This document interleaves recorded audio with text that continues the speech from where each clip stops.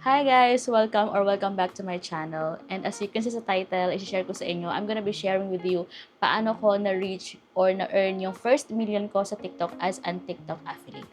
Grabe, sobrang tagal ko lang hindi nakapag-upload dito sa YouTube ko. Siguro 3 or 4 years na yung last video ko.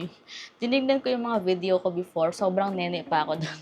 Anyway, as you can see sa title, i-share ko sa inyo how I earn or paano ko na-reach yung first million ko here on TikTok as an TikTok affiliate. So, siguro ikukwento ko muna kung paano ako nag-start sa TikTok. So, way back 2019, nung kasagsagan ng pandemic, doon talaga nag-start yung TikTok. Doon una nag-boom yung TikTok. So, ako, syempre, alam naman natin, lahat naman tayo nagkaroon halos ng TikTok account. Actually, bago ko pa pinasok yung TikTok affiliate, nag-start na ako sa Shopee affiliate pero sa Ecomobi. Kung alam niyo yung Ecomobi, doon muna ako nag-start. Parang third party siya ng Shopee. So, Shopee pa rin naman siya, pero ang may hawak sa amin is yung Ecomobi. So, doon ako nag-start.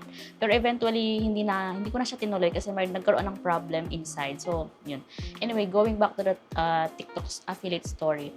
Nung una, hindi ko pa siya parang sinaseryoso kasi nga, syempre may corporate job pa naman ako. Parang sideline lang, ganun, side hustle. Pag uwi ko ng bahay, mag-video ako or kung ano lang yung product na ginagamit ko talaga sa bahay, yun lang yung isi-share ko. Gagawin ko ng video tapos may yellow basket. Disclaimer lang, lahat ng mga sasabihin kong tips or isi-share ko sa inyo is based lang din sa experience ko. Hindi naman ako professional or marami pang mas magaling na mga TikTok affiliate out there.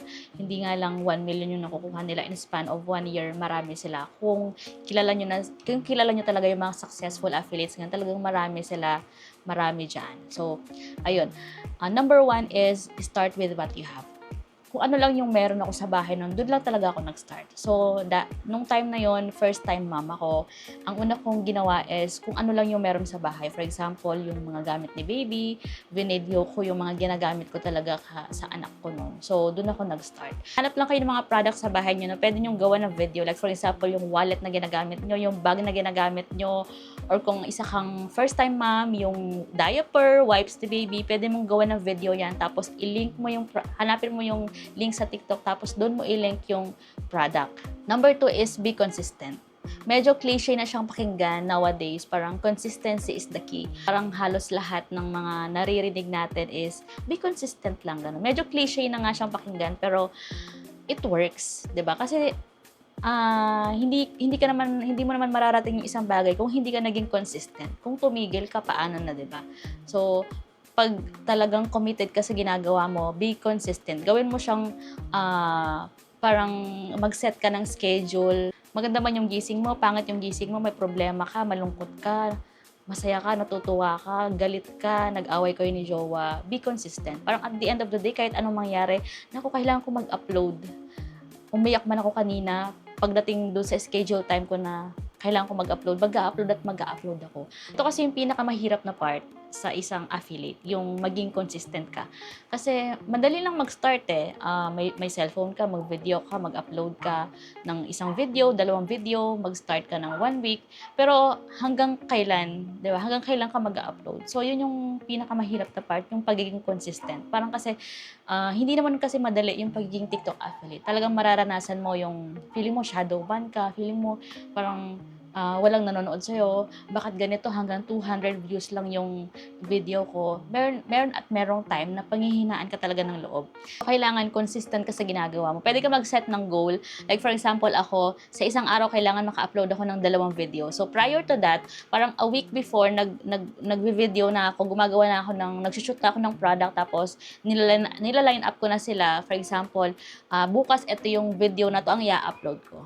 Number 3 is know your audience, or yung tinatawag nilang KYC, kumbaga sa mga business. Know your customer. So sa atin, know your audience or your viewers. Sino nga ba yung mga nanonood sa'yo? Sino nga ba yung binebentahan mo? Siyempre yung mga nanonood sa'yo, di ba?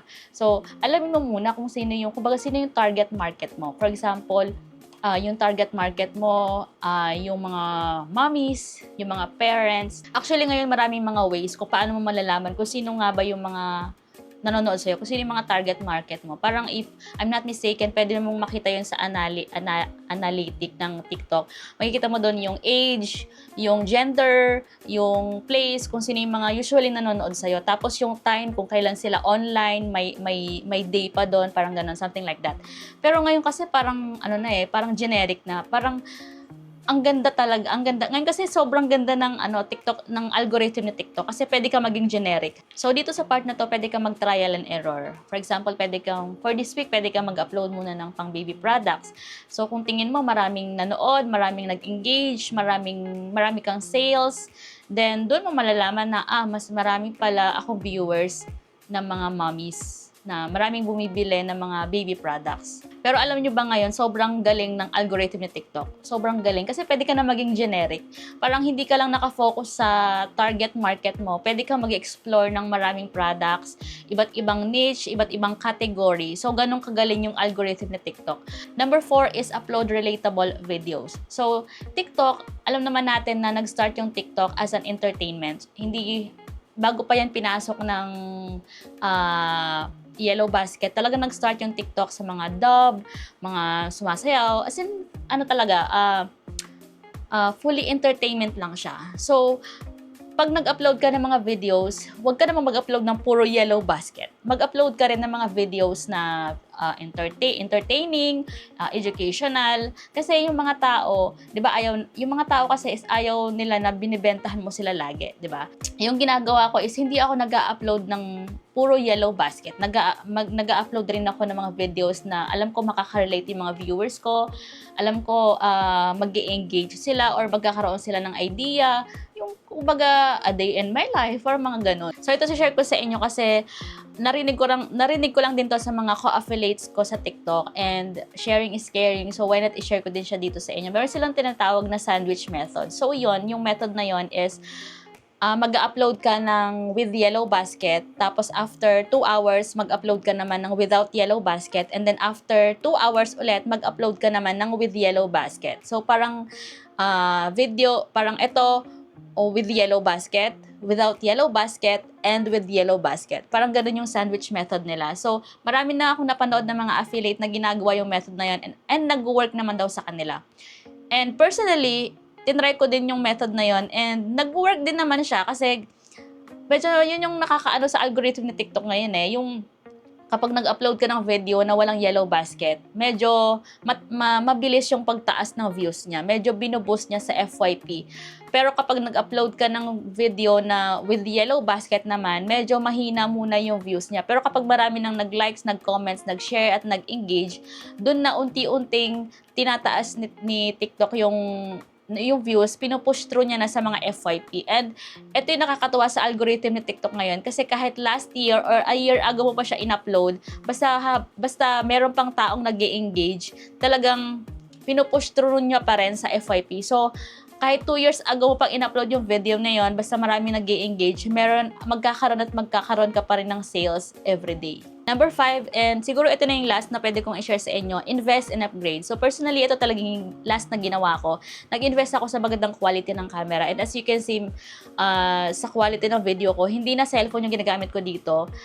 I'm using the Osmo Pocket 3. Ito yung last investment na ginawa ko sa pagti-TikTok affiliate ko. Nag-upgrade talaga ako ng camera. Kasi 'di ba, aminin natin, mas magandang panoorin yung video na may quality. Hindi naman siya requirement na kapag nag-start ka, kailangan maganda agad yung quality mo. Maganda agad yung quality ng camera mo. Hindi naman siya required.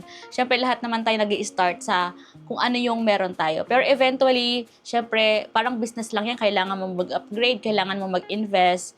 So, eventually, kailangan mag-upgrade rin tayo sa ginagamit natin. Alam nyo ngayon, marami ng mga tao, mga kabataan, wala sa edad yan. Marami na ang binago ni TikTok. May nakapagpatayo na ng dream house nila, nakabili ng lupa, nakabili ng sasakyan, nakatravel sa dream destination nila. And alam nyo ngayon, hindi na imposible na kumita ka ng 1 million sa TikTok. Kasi sobrang marami ng mga tips na makukuha, mga free, educational, how to start sa pag-TikTok, paano ka kumita ng 1 million sa TikTok. Marami ng mga free learning resources ngayon. And sobrang grateful ko lang talaga kasi Grabe 'no, isa tayo kung nanonood ka man ngayon at hindi ka tumitigil, isa tayo sa hindi tumigil noon. Nung time na pinanghihinaan tayo, nung time na hanggang 200 views lang yung video natin, hindi tayo tumigil.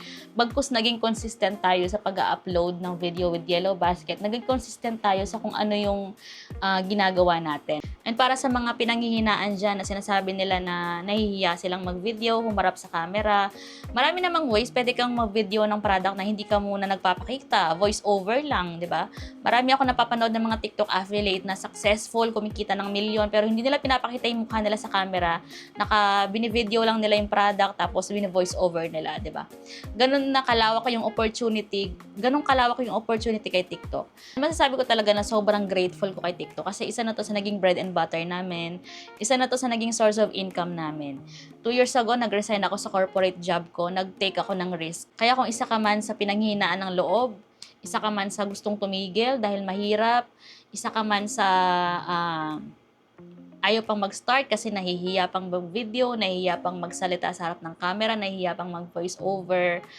Nako, isang tabi mo na yung hiya mo na yan. Ang kalaban mo lang dyan is yung sarili mo. Hindi mo kalaban yung ibang tao, hindi mo kalaban yung mga nanonood sa'yo, kalaban mo lang yung sarili mo. And actually, ang unang susuporta sa'yo is hindi yung family mo. Baka kasi nahihiya ka or baka mapanood ka ng family mo, mapanood ka ng mga friends mo. Actually, sinasabi ko sa'yo, hindi sila ang susuporta sa'yo. Hindi ka susuportahan ng mga kaibigan mo, hindi ka susuportahan ng mga kamag-anak mo. Ang unang susuporta sa'yo is yung mga taong hindi ka kilala. So, ayun lang guys for today's vlog. Sana nakatulong sa inyo, naging inspiration sa inyo. Kung gusto nyo ko i-follow sa TikTok, eto yung TikTok account ko. Magkita-kita tayo doon. And praying na sana marami pang more sales to come, more commission to come, more viral video with Yellow Basket to come.